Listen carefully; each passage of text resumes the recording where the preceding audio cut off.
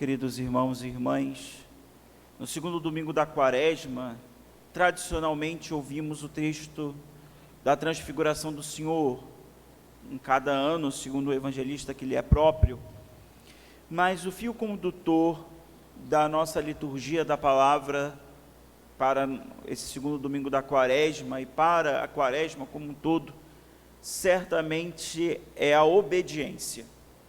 Essa é uma virtude que brota do coração de Cristo e que também deve haver no coração de cada discípulo de Jesus. Obedecer é um movimento que surge daquele que foi capaz de ouvir e deixar-se transformar. E por isso, toda a liturgia da palavra de hoje nos fala sobre aquele que ouviu e obedeceu. No evangelho de hoje, o coração da nossa liturgia da palavra, nós temos a transfiguração, que em grego a palavra é metamorfoses, porque talvez alguém possa pensar na transfiguração superficialmente como um ato ou uma questão puramente estética, de uma mudança de uma veste tão brilhante ou tão alvejada, tão branca, translúcida, que nenhuma mulher, nenhuma lavadeira do mundo poderia fazer, como diz o evangelista. No entanto, isso seria nos manter no superficial. A palavra grega, metamorfoses, nos ajuda a entender que ali houve a revelação de quem Jesus é. Não é só uma mudança estética, mas é uma forma de revelar aquilo que ele é, que é o próprio Deus. No entanto, mesmo com tudo isso, ainda eu queria destacar que o evangelho de hoje quer nos chamar à obediência, porque é necessário destacar a voz do Pai, quando diz: este é meu filho amado, escutai-o, ou fazei o que ele vos disser, dependendo de cada versão, escutai o que ele diz, como diz o texto de hoje do lecionário. Essa capacidade de escutar gera obediência, a obediência do Filho, que foi obediente até a morte, morte de cruz. Mas toda a liturgia da palavra nos coloca nesse segmento de obediência e nessa direção, porque na primeira leitura de hoje, nós ouvimos um trecho muito famoso, um trecho muito comovente do livro do Gênesis, capítulo 22, aonde Abraão, o grande patriarca daqueles que têm fé, o grande patriarca de todos aqueles que têm fé, ele é submetido a uma prova, a prova talvez mais difícil de Abraão, não tanto sair de sua terra, não foi a prova mais difícil, ou as outras provas que ele teve que passar, e as outras dificuldades que ele teve que passar, essa certamente é a maior prova qual Deus colocou Abraão, o sacrifício de Isaac, como nós ouvimos. É um trecho bastante comovente, bonito de ser lido, que a tradição espiritual e mesmo várias formas, segmentos, deram interpretações ali. Inclusive, mesmo filosófico, vale a pena muito ler um livro de um filósofo existencialista, que não é católico, é protestante de origem, um dinamarquês, Søren Kierkegaard, que escreveu sobre Abraão esse trecho. E quando nos lembra sobre o texto, esse trecho sagrado, Kierkegaard faz muitas dimensões, fala de muitas dimensões. A dimensão mais humana, certamente, e mais dolorosa, é que Deus pediu a Abraão o seu filho. O sacrifício de um filho já seria terrível. É o sacrifício terrível de pedir não que o filho seja morto, mas que ele mesmo sacrifique o filho. Nós sabemos que nas culturas antigas havia sacrifícios humanos. No entanto, talvez isso, mesmo chocante, ainda tivesse algum respaldo, digamos assim, ou tivesse alguma noção, não diria respaldo, mas alguma noção no seu tempo. Mas Deus pediu a Abraão o sacrifício do seu filho. Esse é o primeiro aspecto a se meditar. Isso já é muito doloroso, pedir a morte do filho naquele momento. E aí o gesto que Abraão não nega nada a Deus, nada. Agora, um segundo movimento em relação a isso, é que Deus pediu a Abraão, não só o sacrifício de um filho, que já é muito, mas Deus pediu a Abraão o sacrifício do filho da promessa. Quando nós meditamos, e Kierkegaard fala sobre isso, quando nós meditamos sobre isso, nós vemos que além da grande virtude humana de Abraão, porque ele obedece a Deus quando pede o sacrifício de um filho, Abraão demonstra a grande virtude de um homem de fé, porque Deus pediu a Abraão aquilo que Deus mesmo tinha dado, pediu dele a promessa que ele mesmo tinha feito. Abraão era nômade e a terra não pouco importava, mas nós sabíamos que Deus prometeu a Abraão a terra, mas ele e Sara, que só tiveram um filho, Abraão, Isaac, o filho da promessa. Sabemos que Abraão teve outro filho com a escrava, Ismael. No entanto, o filho da promessa, essa confusão do Ismael é uma confusão, a Sara gerou uma grande confusão ali. No entanto, o Abraão obedece a Deus, mesmo quando Deus pede a ele um filho, e não só um filho, mas o filho da promessa. Além de uma virtude humana grandiosa de obedecer a Deus, diante do sacrifício de um filho, ele não hesita em oferecer aquilo que Deus mesmo tinha dado. A obediência de Abraão é extraordinária, porque ele obedece até naquilo que mais doloroso, e segue até o Monte Moriá. E sabemos a história que não houve o sacrifício de Abraão, aliás, não houve o sacrifício de Isaac, mas houve o sacrifício de Abraão, porque ele não sacrificou o filho, mas antes ele sacrificou no coração todas as formas de segurança que ele podia. Ele ofereceu a Deus, como um gesto de fé, todas as seguranças que o próprio Deus tinha dado a ele. Abraão é um homem extraordinário, porque ele obedece a Deus até naquilo que ele não entende. Enquanto eles caminhavam rumo ao Monte Moriá, Abraão rezava, pedia, não entendia, mas ia. E lá na hora que eu ia matar o filho, o anjo do Senhor parou, chamou Abraão, Abraão, e então Deus providenciou um holocausto, uma oferta, um sacrifício no lugar de Isaac. Se Isaac, repito, não foi sacrificado, Abraão sacrificou no coração, pela fé, todas as suas seguranças, por obedecer a Deus, e por isso é pai de todos aqueles que creem. Se Abraão é grandioso por isso, muito maior Cristo.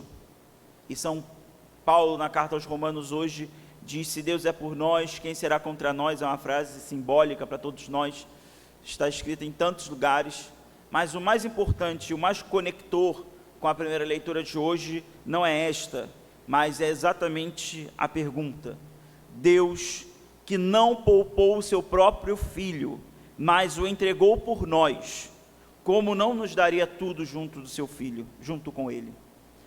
Irmãos e irmãs, Deus poupou Isaac, poupou Abraão de perder seu filho, mas não poupou Jesus. Deu seu filho para a nossa salvação, e essa realidade do sacrifício de nosso Senhor, que leva à perfeição tudo aquilo que foi prefigurado em Isaac, em Abraão, é de fato realizado de forma muito maior. E poderíamos pensar uma estreita relação do episódio da primeira leitura de hoje com aquilo que aconteceu no Calvário. Deus, que havia poupado Isaque, o filho da promessa, não poupou o seu próprio filho, o filho de Deus. É justo contrapor as duas cenas e ver muitos pontos de semelhança entre o sacrifício de Isaque e o sacrifício de Cristo. Duas vítimas inocentes que carregam sobre suas costas a lenha para o sacrifício. Dois pais que têm o coração transpassado pela dor, Abraão e o Pai do céu. Contudo, a inocência de Cristo é maior do que a de Isaque, porque ele é o Filho do Deus Altíssimo, sem pecado, Deus eterno com o Pai e com o Espírito Santo. E a dor do Pai, se podemos dizer assim, se há dor em Deus, é maior do que a de Abraão, porque o seu filho não foi poupado. Abraão não sacrificou o seu Isaque, mas o Cristo foi morto por causa dos nossos pecados. Se Abraão é modelo de obediência, porque ouviu a voz de Deus, modelo perfeitíssimo de obediência é Cristo, porque se fez obediente até a morte e morte de cruz. Por isso, nós olhamos para essas duas realidades. A primeira leitura com a cena do sacrifício de Isaque, mas esse trecho da segunda leitura de hoje, Deus não poupou o seu filho para a nossa salvação. Nós entendemos como, talvez nós, depois de 2000 anos, não sintamos tanto quando olhamos diante da cruz, o quanto Cristo sofreu pelos nossos pecados, e pensamos, às vezes até um pouco romanticamente, ele morreu pelos nossos pecados, e isso não nos causa uma certa aflição ou dor por isso. No entanto, vale lembrar que é a obediência que faz com que Cristo persevere até o fim e faça da cruz uma fonte de salvação. Por isso, o ponto central do evangelho de hoje, certamente é para tirar o escândalo do coração dos discípulos que hão de ver a cruz, mas é mais do que isso, é para nos lembrar que a obediência é o fruto mais necessário da quaresma. Todas as nossas práticas quaresmais, seja ela qual for, devem gerar obediência a Deus. Se não fazem isso, meus irmãos, se não faz isso, se não gera isso, essa obediência é pura, esse propósito, essa penitência, a obediência não, mas esse propósito, essa atitude quaresmal é pura vaidade. Se ela não gera e não forja em nós um coração obediente a Deus, mesmo quando dói, porque obediência gera sacrifício, dor. Obediência é não fazer a nossa própria vontade, mas ir adiante, mesmo quando se sofre. Deus não nos prometeu uma vida sem dor e sem sofrimento, não nos prometeu uma vida sem sacrifícios, mas aqueles que o obedecem, aqueles que o seguem, Deus honra como honrou Abraão, mas não honra com prosperidades, como muita gente pode pensar. Deus me honrou e me deu um carro. Que visão medíocre, horrorosa de fé, porque eu sou obediente. Não, Deus honra quando nos mantém fiéis, firmes, mesmo diante do sofrimento e do sacrifício. Deus se mantém fiel e nos honra quando, mesmo diante da cruz, nós não perdemos a capacidade de ver ressurreição. A obediência, portanto, é o fruto mais saboroso da quaresma a Deus, porque ela faz com que, mesmo que a gente aprenda a sacrificar, e dói sacrificar, e dói fazer sacrifícios. Se não dói fazer sacrifício, não é sacrifício. Dói, mas nós permanecemos, porque a fé faz a gente enxergar mais adiante.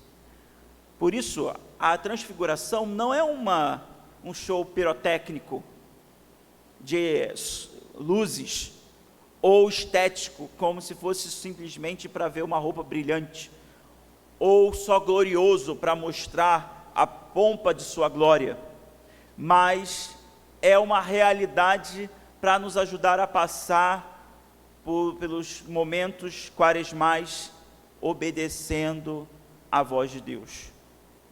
Por isso, 3 disposições devem nos ajudar nesse tempo quaresmal, especialmente nesse segundo domingo. Enquanto não nos dobrarmos à obediência incondicional a Deus, assim como Abraão e Jesus, não experimentamos o amor incondicional. Quem obedece, quem forja em si um coração obediente, passa pelos sacrifícios acreditando que Deus vai providenciar, de alguma maneira. Quem tem um coração obediente a Deus, e aqui obediência não é para uma realização moral, não é uma obediência cega, que você põe algo assim e pensa, não, eu estou obedecendo simplesmente para ser uma pessoa moralmente correta, mas obediência significa ouvir o que Deus quer dizer e deixar-se transformar, para conformar a nossa vontade à vontade de Deus, e não a vontade de Deus a nossa.